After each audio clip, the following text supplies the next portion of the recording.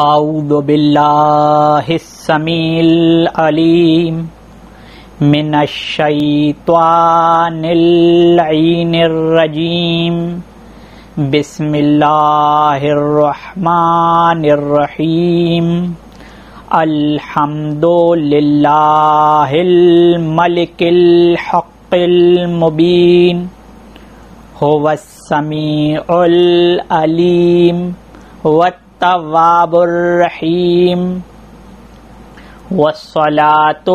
والسلام والتحیۃ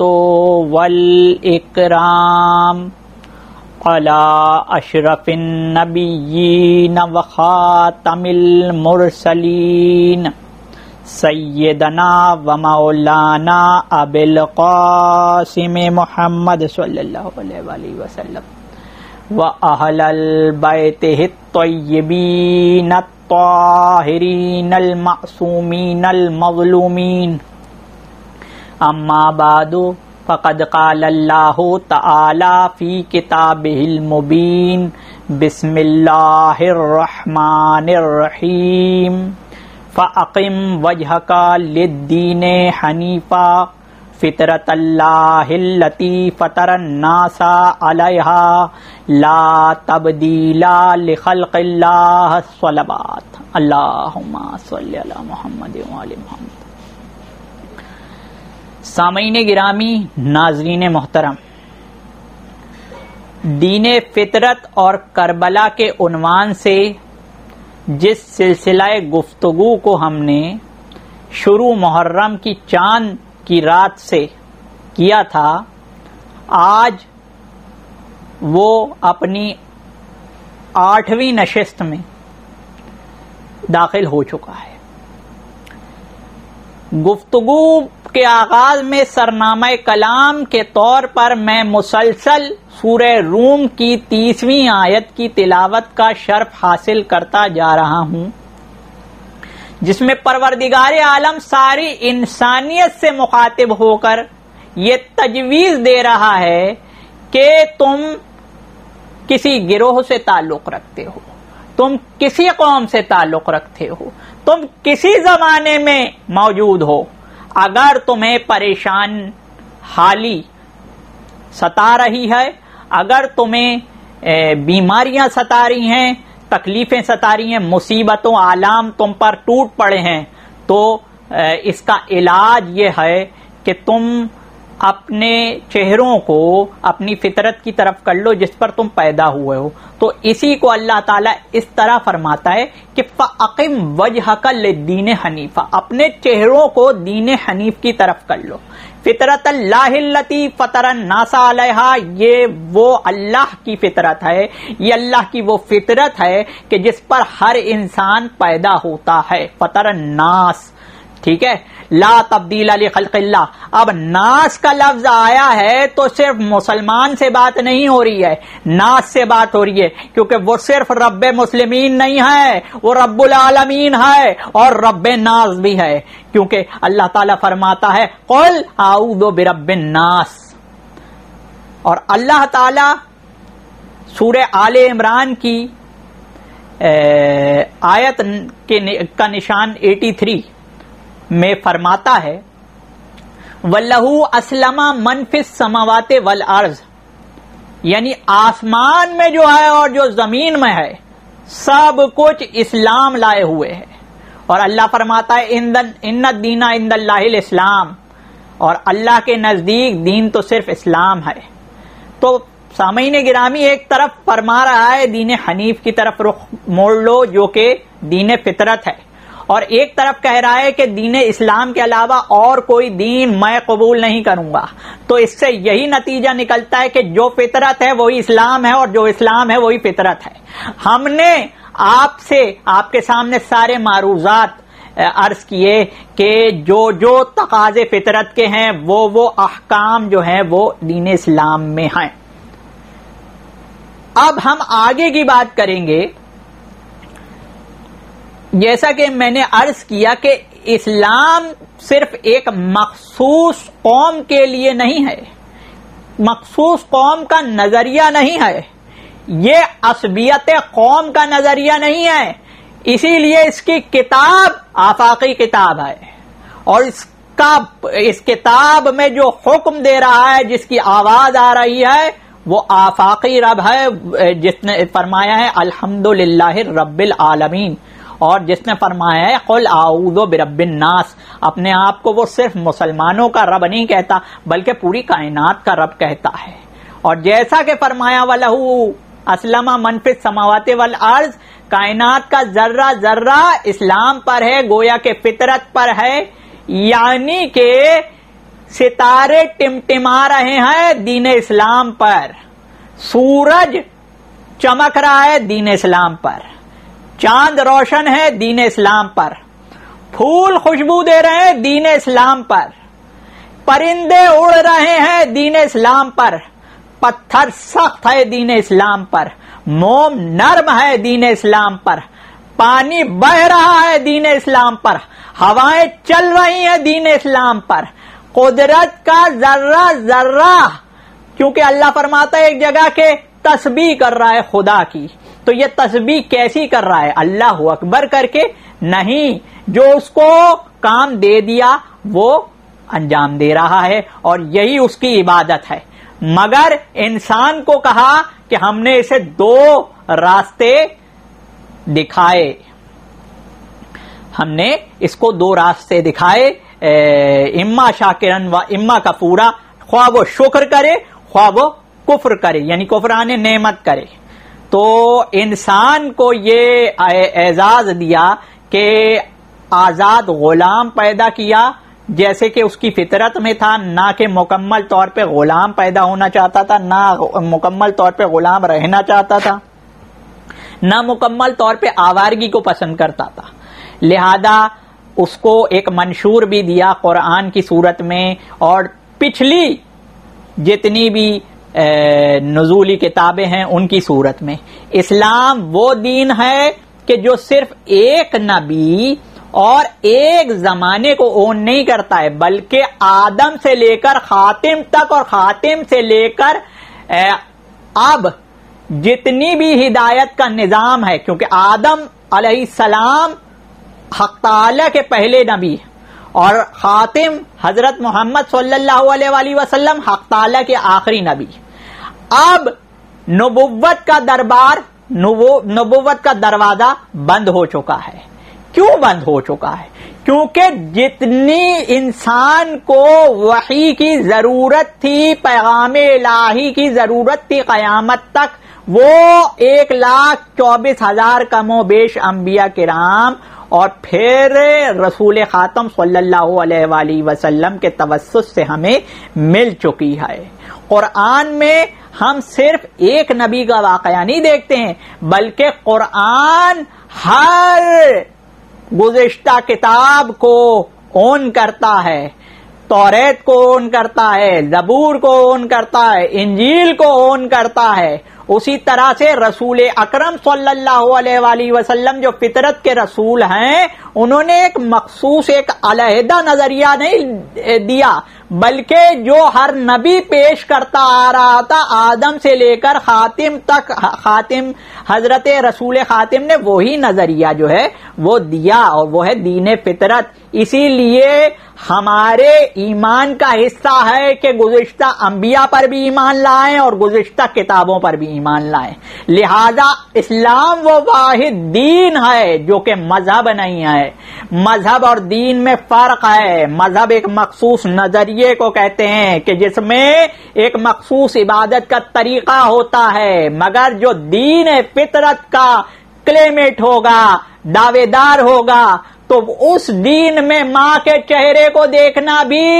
ایک مقبول حج کے برابر ہے، باپ کے چہرے کو دیکھنا بھی عبادت ہے، بیمار کی تیمارداری کرنا بھی عبادت ہے، حق کی بات کرنا بھی عبادت ہے، برائی سے روکنا بھی عبادت ہے، اچھائی میں ساتھ دینا بھی عبادت ہے، اور یہاں تک کہ اگر آپ زندگی خدائی نظریے کے حساب سے، جیسے کہ یہ اس دنیا کا پیسفل نظریہ ہے جسے اسلام کہتے ہیں، گزار رہے ہیں، اگر آپ اس نیچر کے ایک پیسفل شہری ہیں، ایک پیسفل ممبر ہیں نیچر کے، تو آپ کا سونا بھی عبادت ہے، آپ کا اٹھنا بھی عبادت ہے۔ رسول اکرم صلی اللہ علیہ وآلہ وسلم ایسی پیسفل کریچر یعنی کہ امن پسند مخلوق کے نمائندے اور نمونہ ہیں آپ کی سیرت، کہ آپ کے عمل کو اللہ تعالی کی طرف نسبت دی جاتی ہے۔ اللہ تعالیٰ فرماتا ہے حبیب تم کہو قل ان صلاتی و نسکی و محیای و مماتی للہ رب العالمین، میری نماز، میرا روزہ، میرا جینا، میرا مرنا سب اللہ تعالی رب العالمین کے لیے، سب رب العالمین کے لیے۔ تو سامعین گرامی، اسلام وہ دین ہے کہ جس میں صرف جانماز پر کھڑے ہو کر عبادت نہیں کی جاتی، بلکہ کسی سے نیکی کی بات کر دی جائے تو وہ صدقہ ہے، بیوی کو اگر شوہر نوالا کھلائے تو وہ صدقہ ہے، اگر کسی کو برائی سے روکا جائے تو صدقہ ہے، اچھائی کا حکم دیا جائے تو صدقہ ہے، ماں کے چہرے کو دیکھا جائے تو عبادت ہے، باپ کے چہرے کو دیکھا جائے تو عبادت ہے، علم حاصل کرنے جایا جائے تو عبادت ہے۔ ایسا کون سا مذہب ہے آپ مجھے بتا دیجئے سوائے وہ کہ جو فطرت کا دعوے دار ہے کہ میں فطرت کا نظریہ ہوں۔ فطرت جب پرواز اخلاق کرتی ہے تو پھر وہ کہلاتی ہے اسلام، یعنی کہ سلامتی والا مذہب، سلامتی والا دین، جو تمام مذاہب کو اپنی چھتر چھایا میں، اپنی چھتری میں لیے ہوئے ہے۔ یعنی وہ یہ کہتی ہے کہ آدم کا ماننے والا بھی مسلمان ہے، اور صرف مسلمان کی عزت نہیں کرواتی، خود رسول خاتم صلی اللہ علیہ وآلہ وسلم کی کتاب کہتی ہے وَلَقَدْ كَرَّمْنَا بَنِي آدَمَ، ہم نے بنی آدم کو کرامت والا بنایا ہے، عزت والا بنایا ہے۔ تو جب اللہ کا قرآن اگر کسی مخصوص نظریے کے لیے ہوتا تو وہ خصوصاً اسی گروہ کی تعریف کرتی، مگر اس نے پوری انسانیت کی تعریف کر کے یہ کہا کہ یہ کسی مخصوص گروہ کے لیے نہ دین ہے، نہ کتاب ہے، نہ اس کا رسول ہے۔ اسی لیے جیسے کہ رب الناس ہے، ویسے ہی رسول خاتم کو سورہ سبا کی آیت نمبر 28 میں فرمایا وما ارسلناک الا کافۃ للناس، ہم نے نہیں بھیجا مگر وہ بھیجا جو تمام ناس کے لیے کافی ہو۔ تو اب رسول اللہ کے بعد جو بھی انبیاء تجویز کر رہے ہیں، جو ختم نبوت کو نہیں مانتے ہیں، ان کے نظریے پر ضرب کرنے کے لیے یہ دلیل کافی ہے کہ رسول خاتم کافی ہیں تمام ناس کے لیے۔ اب کوئی رسول، کسی رسول کی ضرورت نہیں ہے، کسی نبی کی ضرورت نہیں ہے، خواہ وہ ذلی نبی ہی کیوں نہ ہو، کیونکہ خدا کا پیغام مکمل ہو چکا۔ اب تنزیل کا دروازہ بند ہو چکا ہے، تنزیل کا دروازہ بند ہو چکا ہے، تعویل کا دروازہ کھلا ہے۔ اسی لیے لوگ سوال جو کرتے ہیں کہ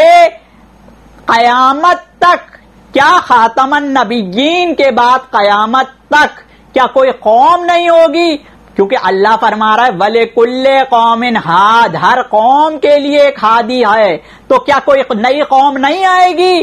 جو کہ تم کہتے ہو مسلمانوں کے نیا رسول نہیں آئے گا؟ تو اس کے رد میں یہ دلیل ہے کہ نزولی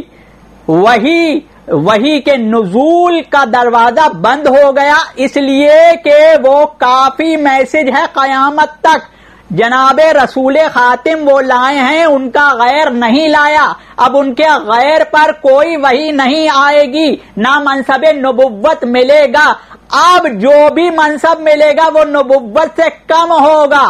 وہ خاتم النبیین کی نبوت سے کم منصب ہوگا، وہ ذلی نبوت بھی نہیں ہوگی۔ اب ہم اپنی طرف سے غلو کرنے کے بجائے قرآن سے یہ پوچھتے ہیں کہ نبوت کے بعد اس نے کون سا عہدہ انٹروڈیوس فرمایا، تو سورہ بقرہ کی آیت نمبر 24 میں حضرت ابراہیم علیہ السلام سے خوش ہو کر فرمایا انی جاعلک للناس اماما، ہم نے تجھے ناس کے لیے امام بنا دیا، رب الناس، رسول الناس، اور اب امام الناس۔ اور اللہ تعالیٰ قرآن میں فرماتا ہے کہ یوم ندعو کل اناس بامامہم، ہم قیامت کے دن ہر ایک انسان کو اس کے امام کے ساتھ بلائیں گے۔ تو سامعین گرامی، اب وحی کا سلسلہ بند ہو گیا، اس لیے نبوت ختم ہو گئی، اب آسمانی خبر کوئی نہیں آئے گی، مگر جو خبر ہے اس کو پھیلانا ہے۔ جو کتاب نبی خاتم پر آئی ہے اس کے معنی مطالب، جو اللہ کے معنی مطالب ہیں، وہ لوگوں کو بتانا ہے۔ اس لیے اللہ نے کچھ علماء رکھے جو وارثین کتاب بنے، جیسے کہ خاتم النبیین صاحب کتاب تھے، اس لیے کچھ وارثین کتاب کو رکھا۔ سورہ فاطر میں آواز دی کہ ثم اورثنا الکتاب الذین اصطفینا من عبادنا، ہم نے کچھ بندوں کو مصطفیٰ کیا ہے، کچھ بندوں کو مصطفیٰ کیا ہے، ان کو وارث بنایا ہے کتاب کا۔ اب سمجھ میں آیا میرے امام جعفر صادق علیہ السلام کا قول، اللہ نے محمد مصطفیٰ صلی اللہ علیہ وآلہ وسلم کے وارثین کو بھی مصطفیٰ قرار دیا ہے، اور امام نے فرمایا اولنا محمد و اوسطنا محمد و آخرنا محمد و کلنا محمد۔ یہ محمد صلی اللہ علیہ وآلہ وسلم کی فطرت کی شبیہ ہیں کہ جو اٹھتے ہیں تو محمد کی طرح، جو بیٹھتے ہیں تو محمد کی طرح۔ امام حسین ابن علی علیہ السلام اور امام حسن ابن علی علیہ السلام جب وضو کر رہے تھے تو ایک صحابی کو دیکھا کہ جو وضو کے ارکان بھول گیا تھا، اس کو ادب سے سمجھانے کے لیے امام حسنین علیہ السلام نے کہا آپ ہمیں بتائیں کہ ہم وضو صحیح کر رہے ہیں کہ نہیں۔ یہ ہے لقد خلقنا الانسان فی احسن تقویم، یہ ہے انک لعلی خلق عظیم، یہ ہے ان کا پیکر کہ جو یہ نہیں جتا رہے کہ آپ غلطی کر رہے ہیں، بلکہ یہ اپنے اوپر ابہام کروا رہے ہیں۔ تو پھر وہ صحابی رسول، وہ رسول اللہ کی خوشبو میں رہنے والا معطر صحابی، وہ پہچان گیا، ہمارا سلام ہو اس صحابی پر، وہ پہچان گیا کہ یہ حسنین گرامی اپنے نانا کے اخلاق کے مطابق مجھے تعلیم دے رہے ہیں۔ سامعین گرامی، جس کی فطرت میں فطرت محمدی پنہا ہو وہی آخری نجات دہندہ ہو سکتا ہے، وہی امام الناس ہو سکتا ہے۔ ہم نے آپ کو بتایا جابر بن عبداللہ انصاری صحابی نے جب امام محمد باقر علیہ السلام کو اٹھتے ہوئے دیکھا تو فرما دیا کہ یہ بالکل اس طرح اٹھے ہیں، یعنی کہ فطرت محمدی۔ اب آج ساری امت مسلمہ ایک ہو کر ایسے شخص کا انتظار کر رہی ہے جو صورت میں بھی محمد جیسا ہوگا، جو سیرت میں بھی محمد جیسا ہوگا، یعنی سیدنا و مولانا سیدنا و مولانا قائم المنتظر المہدی علیہ الصلوۃ والسلام، ہمارے امام زمانہ علیہ الصلوۃ والسلام۔ تو سامعین گرامی، جس طرح سے تمام امت مسلمہ آخری نجات دہندہ کا انتظار کر رہی ہے، اسی طرح صرف ایک امت نہیں بلکہ تمام امتیں، تمام گروہ جو مذہب کے کلیمیٹ ہیں، خواہ کوئی سا مذہب ہو، ہندو مذہب ہو، خواہ یہودی مذہب ہو، خواہ مسیحی مذہب ہو، خواہ کوئی مذہب ہو، وہ آخری نجات دہندہ کا انتظار کر رہے ہیں۔ لاسٹ سیویئر کا انتظار کر رہے ہیں. گویا کہ یہ بھی فطرت بے پنہا ہے کہ کوئی آئے گا اور بکھرا ہوا نظام جو ہے وہ سمیٹ دے گا اور صحیح لگا دے گا, اس کو بالکل اسی طرح ٹھیک کر دے گا جس طرح یہ پہلے تھا. سامعین گرامی, جس طرح ہادی کے ساتھ ایک وفادار ساتھی ہوا کرتا ہے, جیسے کہ رسول خاتم صلی اللہ علیہ وآلہ وسلم کے ساتھ عین سے علی بن ابی طالب تھے, اور جیسے کہ صاحب الزمان علیہ السلام کے ساتھ عین سے عیسیٰ بن مریم ہوں گے. اب دو عین کے درمیان جو عین حسین کے ساتھ ہے وہ ہے عباس ابن علی. سامعین گرامی, جس طرح کا وفادار ساتھی علی بن ابی طالب علیہ السلام محمد صلی اللہ علیہ وآلہ وسلم کو ملا, جس طرح اسی طرح ایک وفادار کی ضرورت تھی حسین کو کربلا میں. اس کا شدت سے احساس تھا امام علی بن ابی طالب علیہ السلام کو. انہوں نے اپنے بھائی سے کہا کہ ایک بہادر عورت سے نکاح کرنا ہے مجھے, تاکہ اس سے ایسی اولاد پیدا ہو جو کربلا میں حسین ابن علی کے کام آئے. سامعین گرامی, عباس اس شخصیت کا نام ہے. سامعین گرامی, عباس اس شخصیت کا نام ہے کہ جس کی تعریف سیدۃ النساء العالمین نے کی, جس کے لیے رسول اکرم صلی اللہ علیہ وآلہ وسلم کھڑے ہو جاتے تھے. سامعین گرامی, دعا جو ہے وہ عبادت کا مغز ہے. رسول اکرم صلی اللہ علیہ وآلہ وسلم نے فرمایا, مگر جب بی بی پاک سلام اللہ علیہا نماز پڑھتی تھی, روایتوں میں آیا فرشتوں کے لیے ایسا نور صادر ہوتا تھا کہ وہ اس کی تاب نہ لا کے سجدے میں گر جاتے تھے.